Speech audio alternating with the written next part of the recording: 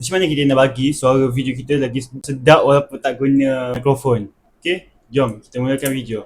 First kita kita nak sedap ni kita kena korbankan kipas kita. Tutup kipas korang tu. Macam sekarang ni saya buka kipas. Korang boleh dengar sound kipas tu. Walaupun mic bukan di posisi yang tembak ke kipas, korang boleh dengar sekarang ni sound video aku ni tanpa guna mic lah. Ni cakap korang tutup kipas video korang ni memang perlu. Kalau korang ada aircon, buka aircon. Kalau korang tak ada aircon, terpaksalah berpanas-panasan.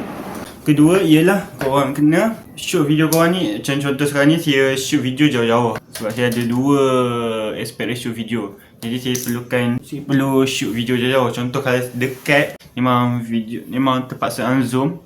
Contoh sekarang ni saya cakap dekat, bukanlah dekat sangat, dia macam dalam 50, dalam 2 kaki 60 cm. Antara suara saya sekarang ni dengan telefon sekarang ni 60 cm. Jadinya suara korang sedap lah sikit, jadi clear lah sikit. Kalau korang nak lagi sedap, korang kena duduk kat tempat yang tak ada angin, tak ada kereta lalu lalang dan sebagainya. Macam sekarang ni suara saya sedap tanpa guna mic. Itu je video ni yang saya dan bye.